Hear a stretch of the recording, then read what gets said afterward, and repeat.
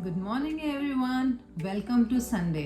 क्योंकि आज free time है तो मैंने सोचा क्यों ना मेरे पास में जो इन्फॉर्मेशन है मैं आपसे शेयर करूं। क्या आप भी दुबई में प्रॉपर्टी लेने का प्लान कर रहे हैं और आप दुबई के रेजिडेंट हैं तो यस, ये वीडियो आपके लिए है। दुबई में प्रॉपर्टी लेना बहुत सिंपल है और क्योंकि मैं इस प्रोसेस से गो थ्रू हो चुकी हूँ तो मेरा एक्सपीरियंस जो था, मेरी जो जर्नी थी वो मैं आपके साथ में शेयर करना चाहती हूँ। बट उससे पहले लोगों के माइंड में बहुत सारे क्वेश्चंस होते हैं कि क्या एलिजिबिलिटी है, क्या कहाँ पे हमें प्रॉपर्टी लेनी चाहिए, क्या पेमेंट प्रोसेस होता है, क्या डॉक्यूमेंटेशन होता है। तो बहुत सारे जो क्वेश्चन हैं वो आपके माइंड में होते हैं। तो मैं वन बाय वन कोशिश करूँगी कि आपके क्वेश्चंस का मैं आंसर दे पाऊँ। तो चलो चलते हैं, स्टार्ट करते हैं। तो पहला है कि प्रॉपर्टी कौन ले सकता है दुबई के अंदर, एलिजिबिलिटी।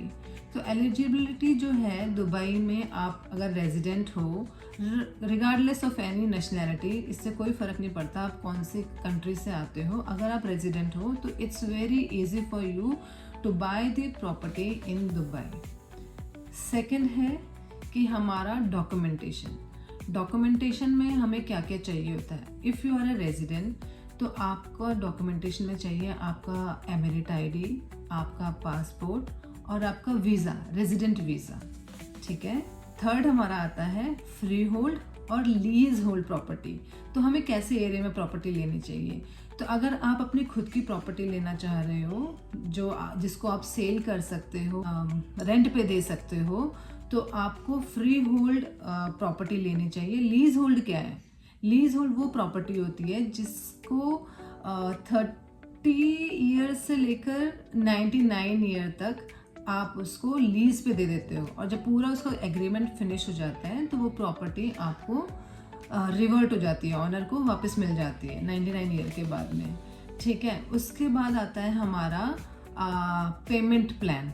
तो पेमेंट प्लान कैसे होता है? पेमेंट आप कैश में भी प्रॉपर्टी ले सकते हो, आप मॉर्गेज भी कर सकते हो, पर मॉर्गेज के अंदर भी बैंक्स के जो है क्राइटेरिया होते हैं। बैंक सिर्फ यूएई का बैंक आपको मॉर्गेज देगा और उसमें भी हर बैंक के डिफरेंट स्लैब हैं कि अगर आपकी salary particular to this amount above है तो वो आपको देगी, अगर बिलो है तो उसमें आपको रेट ऑफ इंटरेस्ट XYZ मिलेगा।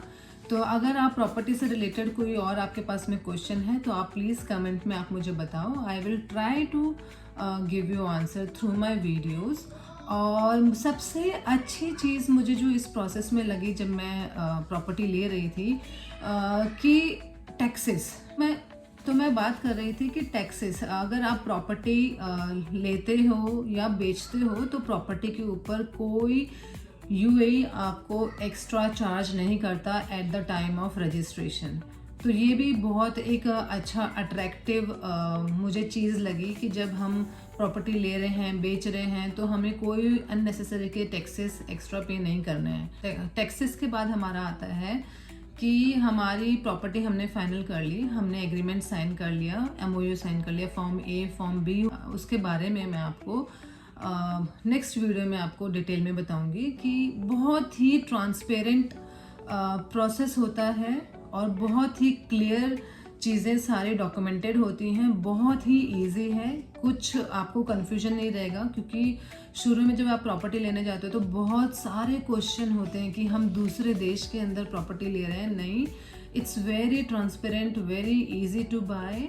और सबसे बड़ी बात की टैक्स, जो कि मेरा फेवरेट पार्ट है कि हमने कोई अननेसेसरी टैक्स पे नहीं करना है, कोई किसी कैपिटल गेन पे भी। और अब आता है कि हमें फ़ीस क्या क्या देनी होती है at the time of registry. तो जो मोटी मोटी मैं आपको बता देती हूँ, जो फीस चार्जेस होते हैं वो 4% DLD दुबई लैंड डिपार्टमेंट को जाती है। प्रॉपर्टी वैल्यू की 4% दुबई लैंड डिपार्टमेंट को जाती है चार्जेस। उसके बाद आपने देना होता है 2% एजेंट फीस। क्योंकि एक चीज़ बड़ी अच्छी है यहाँ पे कि सेलर और बायर के बीच में एजेंट तो इन्वॉल्व होगा ही होगा, तो उसको भी तो पैसे कमाना है। तो 2% जो है उसके होते हैं। बट अगर आप एक बहुत बड़ी प्रॉपर्टी ले रहे हो, बहुत अच्छी वैल्यू की प्रॉपर्टी ले रहे हो, तो देयर आर चांसेस कि आप वहाँ पे निगोशिएशन कर सकते हो उस 2% पे। ठीक है, वो आपके हाथ में होता है। बट 4% जो हमने DLD के चार्जेस देने हैं, आप वहाँ पे कोई नेगोशिएशन नहीं कर सकते हो गवर्नमेंट के साथ में। उसके बाद में होता है मेंटेनेंस चार्जेस होते हैं, जिस जगह पे आप प्रॉपर्टी ले रहे हो, किसकी प्रॉपर्टी ले रहे हो, तो वहाँ पे थोड़े बहुत मेंटेनेंस चार्जेस होते हैं, वो आपने at the time of registry clearing पे आपने देने होते हैं। तो ये इन्फॉर्मेशन तो मैंने आपको दे दी। लास्ट में आता है अब हमारा प्रोसेस टाइमलाइन। इस प्रोसेस को टोटल कितना टाइमलाइन लगता है? तो टू बी वेरी ऑनेस्ट, जब मैंने खुद इस प्रोसेस के थ्रू निकल रही थी, जब आपने MOU साइन किया, आपके पास में अगर जिस प्रॉपर्टी को आपने लिया वहाँ से कोई NOC लेना है, वो NOC लेने के बाद में 2 to 4 वीक, 2 से 4 हफ्तों के अंदर आपकी रजिस्ट्री प्रॉपर्टी की हो जाती है, अगर everything is went very smooth. वैसे तो स्मूथ ही होता है, ऐसा कोई डिफ़िकल्ट नहीं होती है, बट जैसे हमारे टाइम में काफ़ी सारे न्यू ईयर वेकेशन आ गया था और ईद हॉलीडेज़ भी लोगों के टाइम आ जाते हैं, तो अगर ऐसा कुछ नहीं है तो प्रोसेस बहुत सिंपल है, बहुत इजी है। अगर आपको मॉर्गेज से रिलेटेड या प्रॉपर्टी से रिलेटेड कुछ क्वेश्चंस हैं, कोई डाउट है, तो please comment below and please share, like, subscribe अगर आपको ये मेरी इन्फॉर्मेशन समझ आई, पसंद आई। थैंक यू, मिलती हूँ अगले वीडियो में। बाय।